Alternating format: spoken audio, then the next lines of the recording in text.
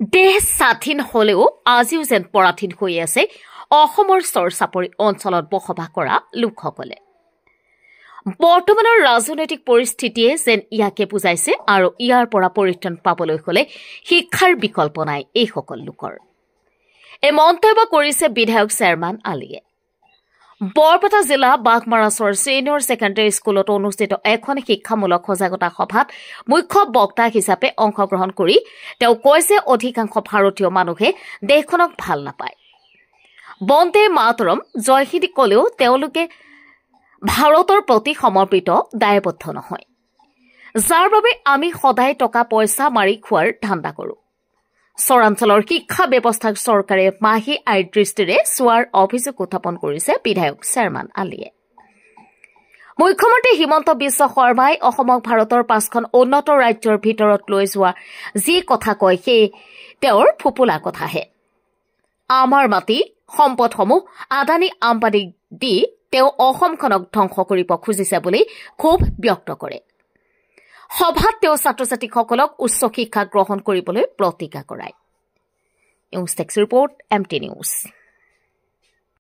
তুমি আমাক মদত কৰা হে আল্লাহ, আমি এই বাঘমাৰাছৰৰ পৰা যাতে সকলোৱে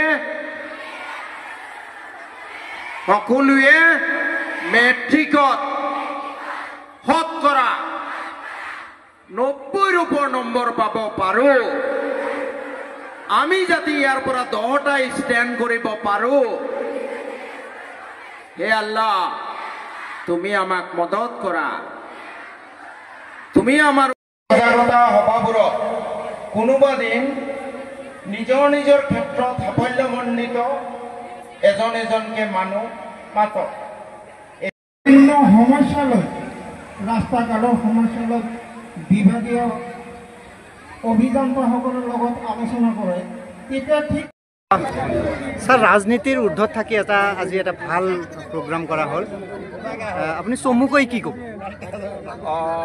আসলতে আমি ৰাজনৈতিক নেতাবোৰৰ প্ৰতি যি ধাৰণা, এই ধাৰণাটোৱে আমাৰ ভুল। যেতিয়া 3 লাখ 3.5 লাখ মানুহে ভোট দি পেলাই এজন বিধায়ক বা সাংসদ নিৰ্বাচন কৰে, তাৰ অৰ্থটো হ'ল সেই বিধায়ক বা সাংসদজন তেওঁৰ সেই অঞ্চলটোৰ নেতা গাৰ্জিয়েন, তেওঁ সকলো ক্ষেত্ৰতে সমাজখনক দিক নিৰ্দেশনা দিব লাগে। আৰু MLA বা সাংসদ মানে অকল ৰাস্তা বনোৱা, ইলেক্ট্ৰিচিটি দিয়াতে শেষ নহয়।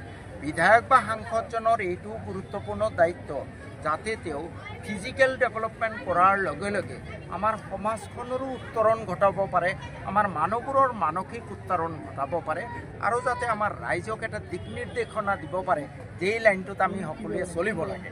মই ভাবোঁ বিধায়ক হিচাপে মোৰ যি দায়িত্ব কৰ্তব্য তাৰে এইটো এটা প্ৰধান অংগ। স্যাৰ আজিকালি দেখা গৈছে যে সাধাৰণতে ব্যক্তিগত খণ্ডৰ স্কুলবিলাকৰ ৰিজাল্ট ভাল, অথচ সেই স্কুলসমূহৰ শিক্ষকসকলে যথেষ্ট কম দৰমহা পায়। ইয়াৰ কাৰণটো কি হ'ব পাৰে?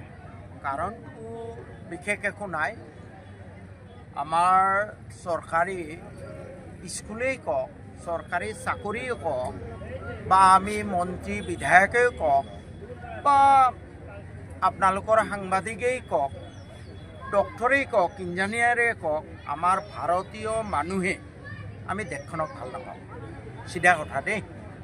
মুখত এনেই ওপৰত বহুত কিবা কিবি কৈ থাকিব পাৰোঁ, বন্দে মাতৰম দিব পাৰোঁ, জয় হিন্দ ক'ব পাৰোঁ, কিন্তু অন্তৰৰ পৰা ভাল নাপাওঁ। আমি ভাল পোৱা হ'লে আমি চৰকাৰী টকা মাৰি নাখালোহেঁতেন, আমি কৰাপশ্যন নকৰিলোহেঁতেন। আমি এই দেশখনক ভাল পোৱা হ'লে বিষয়াজন 10টা বজাত আহি পেলাই 4টা বজাত কাম নকৰাকৈ ঘোচ ঘাচ লৈ গুচি নগ'লেহেঁতেন। আমি দেশখনক ভাল পোৱা হ'লে বিষয়াজন 10টাৰ ঠাইত 9টাত আহিব, দিনৰ কাম দিনত শেষ কৰিব, ঘোচ ঘাচ নাখাব, ৰাস্তাত দুৰ্নীতি নহ'ব, কাৰেণ্টত দুৰ্নীতি নহ'ব। একেটা কথা পলিটিচিয়ান মন্ত্ৰীসকলৰ ক্ষেত্ৰতো আমি দেশখনক ভাল নাপাওঁ। ইলেকশ্যনৰ সময়ত আমি টকা ছটিয়াওঁ আৰু তাৰ পিছত গৈ টকা মাৰাৰ ধান্দাত থাকোঁ, বেছিভাগ সাংসদ আৰু বিধায়কৰ। একেটা কথাই আমাৰ শিক্ষকসকলৰ ক্ষেত্ৰতো। যেতিয়াই চাকৰিটো চৰকাৰী হৈ যায় তেতিয়া ভাবে মা গ'লেতো দৰমহা পামি। এই যে গোটেই সমাজৰ এটা মানে এইটো ব্যাধি, সমাজৰ ব্যাধি এইটো। আমাৰ ৰাইজৰো দেশপ্ৰেম নাই। ৰাইজৰ যদি সকলোৰে দেশপ্ৰেম থাকিলেহেঁতেন মোৰ চকুৰ সমত ৰাজহুৱা বস্তু এটা ধ্বংস হৈ আছে মই একো নকওঁ। গতিকে এই সামাজিক ব্যাধিৰ প্ৰতিফলন যে চৰকাৰী স্কুলত ৰিজাল্ট ভাল নহয়, নাম্বাৰ 1। নাম্বাৰ 2, ব্যক্তিগত শিক্ষাখণ্ডৰ স্কুলবোৰত তেওঁলোকৰ যদি ৰিজাল্ট ভাল নহয়, অহা বছৰ এডমিশ্যন নহ'ব, তেওঁলোকৰ পেটৰ ভাত নোলাব। গতিকে তেওঁলোকৰ বাধ্য। দ্বিতীয়তে হয় আমাৰ চৰকাৰীভাৱেও যথেষ্টখিনি কৰিব লগা আছে। এনেকুৱা নহয় সকলো শিক্ষকেই দায়বদ্ধতা নাই, বহুত শিক্ষক আছে দায়বদ্ধ। কিন্তু এখন স্কুল 5টা শ্ৰেণী, এজন টিচাৰ, কেনেকৈ তেওঁ শিকাব? আজিলৈ টিচাৰৰ সমাধান নহ'ল। আমাৰ দেশখন যদি আগবাঢ়িব লাগে আটাইতকৈ ইম্পৰ্টেণ্ট হ'ল শিক্ষাখণ্ড। শিক্ষাখণ্ড স্কুলবোৰ যদি ঠিক নহয়, 5টা শ্ৰেণী 5টা ক্লাছ থাকিব লাগে। প্ৰাইভেট স্কুলত যাওক 5টা ক্লাছ কৰি দিছে, 5টা ক্লাছ থাকিব লাগে, অন্তত 5জন টিচাৰ থাকিব লাগে। আজি আমাৰ বাগবৰত কমেও 400 শিক্ষকৰ প্ৰয়োজন, বৰপেটা জিলাত কমেও 1000 শিক্ষকৰ প্ৰয়োজন। কিন্তু আৰু বৰপেটা জিলাখন এছপিৰেশ্যনেল ডিষ্ট্ৰিক্ট, মন্দিয়া ব্লক এছপিৰেশ্যনেল ব্লক। কিন্তু মোৰ বৰপেটা জিলাত এতিয়া শিক্ষক নিযুক্তি দিছে 4500 শিক্ষকৰ মাত্ৰ 66জন। অথচ ডিব্ৰুগড়, যোৰহাট এইবোৰ জিলা বহুত উন্নত।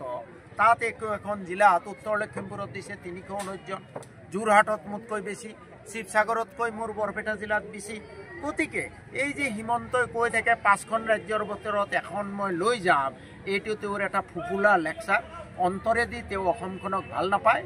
তেওঁ এই 2-4খন দলং বনাই চমক সৃষ্টি কৰিব কৈছে, আদানী আম্বানীক মাটি দি তেওঁ দেশখন ধ্বংস কৰিব কৈছে। গতিকে ইয়াৰ পৰিৱৰ্তন ৰাইজে বিচাৰিব লাগিব।